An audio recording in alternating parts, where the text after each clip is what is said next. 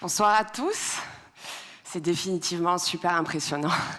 D'habitude, quand je suis sur scène, il y a des machines entre moi et les gens. Je ne suis pas caissière, je suis DJ. Et du coup, je suis venue vous parler de mon expérience dans le rap. Je suis rentrée dans le rap par la grande porte du hip-hop, puisque vous savez que c'est une discipline propre au hip-hop. Et depuis aussi longtemps que je me souvienne, j'ai toujours été super attirée par ce qu'on appelle pompeusement les cultures urbaines. Mais j'ai mis du temps à être activiste de cette culture, et c'est seulement à 27 ans que j'ai pu participer à une initiative qui s'appelle Le Spot, où on se retrouve après, manifestement. Et donc, j'ai contribué à installer ce tiers-lieu dédié à la culture hip-hop dans le paysage culturel de ma ville. Après un an d'engagement dans cette expérience, on m'a donné en charge la co-animation d'une émission de radio sur Rage. Et toutes les 2 semaines, dans La cerise sur le gâteau, c'était comme ça qu'elle était baptisée, je diffusais 1 heure de morceaux qui, pour moi, illustraient à merveille la façon dont le rap évolue comme une hybridation de plusieurs genres et à quel point il est en mutation perpétuelle. Naturellement, ça se passe souvent comme ça, on m'a mis des platines dans les mains et j'ai créé, il y a 2 ans, le personnage de Myvol pour exporter toute cette musique en dehors des ondes de la radio et des murs de la radio. En fait, vous allez me dire que le rap pourrait passer pour quelque chose de misogyne. On me pose souvent la question de et être une femme dans ce milieu, qu'est-ce que ça fait ? C'est une question très agaçante qui revient en permanence dans les rares interviews que j'ai pu faire à ma petite échelle. Je vous dirais que le rap n'est pas plus misogyne que le monde dans lequel on vit. J'ai eu la chance de rencontrer des grands acteurs du rap français notamment, que ce soit Youssoupha, Grums, Vald, même Dimé et toute sa clique des Extreme Boys, et ce sont des gens absolument charmants. Ils vont me détester d'anéantir leur street credibility en un instant, mais je suis sûre qu'ils me pardonneront. Donc, il faut aussi comprendre que le monde a changé. C'est-à-dire que si avant on pouvait considérer le rap comme un genre d'homme et le R&B comme cette forme de rap qu'on laissait aux femmes parce qu'elles sont en quête du prince charmant, elles adorent parler d'amour et les filles c'est doux, tout le monde le sait. Il s'est passé un truc il y a 10 ans, c'est qu'il y a des acteurs du rap US majeurs qui ont ouvert une brèche. Je parle ici de gens comme Tory Lanez, Travis Scott, Drake, Kanye West. Ils ont commencé à autotuner leurs aigus, à arrondir les flows, la façon dont ils posent leurs textes. Et ils ont commencé à développer une esthétique de ce qu'on pourrait appeler le gangster introspectif et amoureux. Et dans cette brèche, des tas de filles se sont engouffrées, notamment des figures que vous devez connaître, Nicki Minaj, Cardi B. Vous allez pouvoir les voir derrière moi. J'ai pas mis Nicki Minaj et Cardi B à côté parce qu'elles s'aiment pas trop. Et donc elles ont investi finalement la place. Bad Baby aussi nous a fait de sacrés tubes comme High Beach, vous avez dû entendre ça, très profond. Little Sims est une protégée de Kendrick Lamar, c'est lui qui a lancé sa carrière, et la fameuse princesse Nokia qui évolue entre différents genres. Donc voilà, la particularité que les femmes ont provoquée en étant propulsées sur le devant de la scène, c'est qu'elles ont emmené avec elles des tas de minorités qui n'étaient pas forcément représentées dans le rap, notamment la communauté homosexuelle et toutes les personnes, tous les artistes qui se réclament du mouvement queer. On a vu aussi des personnes en situation de handicap et des ethnies venir prendre la parole sur cette grande scène que le rap était en train d'ouvrir. Donc finalement, les femmes se sont largement imposées dans toute l'industrie, dans tous les maillons de la chaîne de l'industrie autour du rap. Aujourd'hui, elles réalisent les clips, elles sont bookeuses, tourneuses, managers, elles sont à la tête de labels, elles sont beatmakers comme la fantastique Wanda Girl, elles sont DJ. Donc finalement, toutes les femmes ont vraiment investi la place. Quand on me dit le rap est misogyne, je dis non, ça dégage, ça dégage. Ce qui m'a plutôt interpellée, c'est la façon dont le capitalisme a récupéré le rap. Il faut savoir qu'aujourd'hui, le rap est une culture musicale absolument dominante. C'est celle qui rapporte le plus d'argent et elle est exposée partout. Elle est rentrée dans nos codes vestimentaires, elle est rentrée dans notre vie, cette culture. Sauf qu'à la base, le rap est une contre-culture. Il vient du Bronx et il y a 40 ou 50 ans, c'était un vecteur de communication qui permettait à des populations opprimées d'exporter finalement leurs problèmes et face à la politique, à la police, aux élites, le rap est un enfant rebelle par nature qui s'insurgeait contre ses pairs. Récupéré petit à petit par l'industrie, et je vous laisse apprécier la charge sémantique de ce terme, on devine en creux le capitalisme, donc récupéré dans le giron de l'industrie musicale, le rap est devenu un objet de divertissement, et l'objet de ma démonstration aujourd'hui, c'est de vous montrer à quel point ça peut lui porter préjudice et à quel point ça a décrédibilisé son propos. Il faut savoir que je n'oppose pas l'industrie du divertissement, le divertissement à la pertinence. J'aimerais d'emblée faire le distinguo. Je dis juste que des tubes comme This is America de Childish Gambino ou Humble de Kendrick Lamar n'émergent pas à la même fréquence que des tubes hip-hop qu'on connaît tous, mais qui ont complètement évacué le fond pour privilégier la forme et cet aspect divertissement. Voilà, ce que je pointe juste, c'est le déséquilibre entre les propositions investies de profondeur et les propositions qui réussissent un mariage absolu entre la forme et le fond. Comme on a vu s'opérer un glissement entre rap conscient et le rap game, donc le jeu, il se trouve qu'on est face en fait à une récupération de tous les codes du capitalisme et du patriarcat. Donc finalement, les rappeurs qui font partie de ce rap mainstream le plus vu, le plus consommé, sont les porte-paroles d'un mode de vie oisif. On retourne à cette sémantique du game, où le but est d'amasser des richesses. Comme le rap aujourd'hui ne se fait pas sans clip, sans visuel, on a monté toute une imagerie autour de cette façon d'aborder la réussite au sens, encore une fois, capitaliste du terme. Donc dans les clips, qu'est-ce qu'on voit ? On a une mise en scène du dollar, du billet qui vole partout dans les clips, qui a vraiment une présence lourde dans chacun des visuels, au point par exemple que J-Lo, dans un dernier clip avec ses petits copains DJ Khaled et Cardi B, elle utilise en fait le dollar en combustible pour son barbecue. On adore. Et c'est vrai qu'on n'est pas en crise. Et du coup, il y a cette sacralisation du dollar qui est là. Il y a aussi, bien évidemment, vous vous en doutez, tous les codes vestimentaires avec l'omnipotence de la mode et surtout des marques de luxe qui se sont emparées de tous les codes et de tout l'uniforme hip-hop. Donc, je parle de la banane, de la basket, du jogging, qui était quand même quelque chose qui était institutionnalisé par les banlieues. Donc les marques de luxe en fait ont repris ça, on leur a dit tiens c'est la même chose sauf que c'est super plus cher. Et donc ils ont quand même mis la main au travers de la mode. Aujourd'hui le rap et la mode ne s'envisagent plus l'un sans l'autre en fait. Donc c'est assez sournois comme récupération. Il y a forcément donc la drogue en masse, le champagne qui coule à flot, les coupés sport, les grosses villas avec les piscines où des jeunes filles très nues se baladent.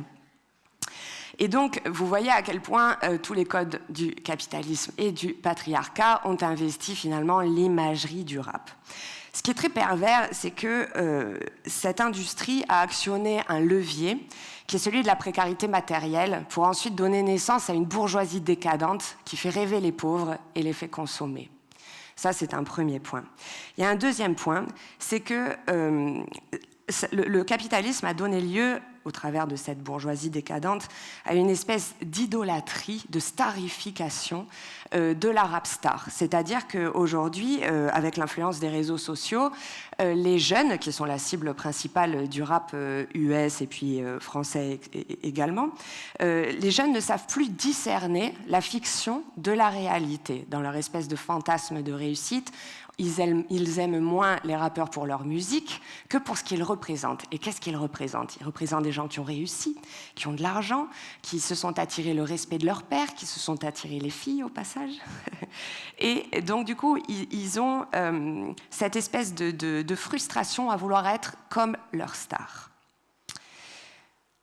Ce phénomène d'idolâtrie, il est dangereux. Pourquoi ? Parce que les jeunes ont oublié, ou alors peut-être que c'est nous qui avons oublié d'enseigner ça aux jeunes, ils ont oublié de développer cette espèce d'esprit critique qui leur demanderait de ne pas prendre pour acquis tout ce qu'ils voient. Alors pour les philosophes, c'est le mythe de la caverne de Platon. Pour ceux qui préfèrent le cinéma, on est plus sur du Matrix. C'est exactement le propos de Matrix. Les jeunes, effectivement, dans ce monde d'images dans lequel on est baigné, donc encore une fois avec l'épée de Damoclès des réseaux sociaux en permanence sur leur tête, sont absolument fascinés par tout ce qui est selfie, ragot, nombre de followers. C'est ce qu'ils s'imprègnent de ce truc-là.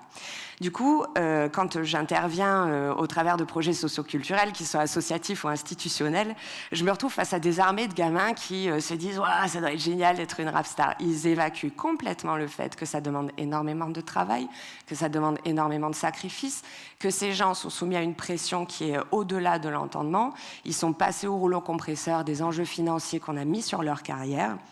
Et on parle bien évidemment aussi, on va parler bien évidemment du harcèlement dont ils font l'objet quotidien au travers des réseaux sociaux comme dans leur vie. Ça, les jeunes ne le savent pas, ne le comprennent pas.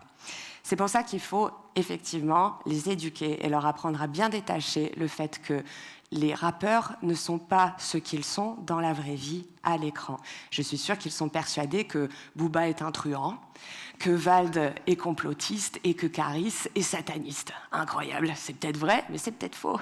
Et c'est là où effectivement l'éducation joue un rôle majeur. Alors face à ce rap mainstream gonflé de codes du patriarcat et du capitalisme, on a une contre-proposition qui est très forte, qui est massive, mais qui est peut-être un petit peu moins exposée. Je vais bientôt vous parler d'artistes qui, pour moi, ont réussi à capter les maladies de notre époque pour les restituer.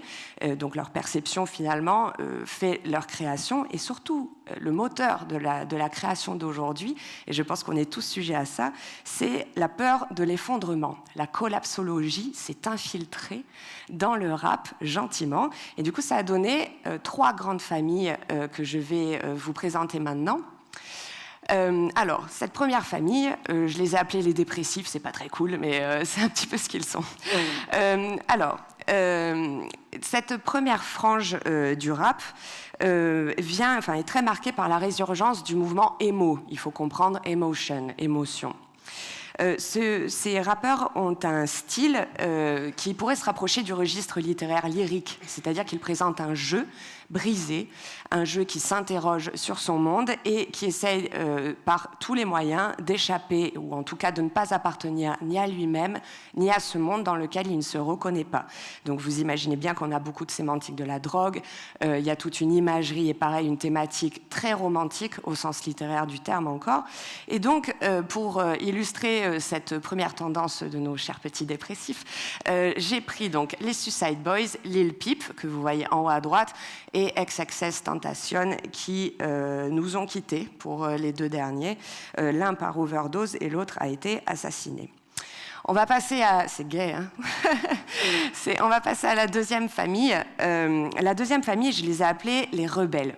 Ce sont des gens qui portent un propos éminemment contestataire et qui, comme je le disais auparavant, sont arrivés à pointer toutes les maladies du monde, mais plutôt que de dire « je souffre », c'est « je suis prêt pour la guerre ». C'est ça qu'ils disent. Donc là, dans l'imagerie, on a beaucoup de codes de l'armée. Ils ont des masques à gaz, des gilets pare-balles, des rangers aux pieds, des treillis. C'était des codes visuels qu'on avait avant, bien évidemment, mais là, ça a pris une ampleur assez massive, puisqu'aujourd'hui, c'est très marketé. C'est vraiment des éléments de marketing.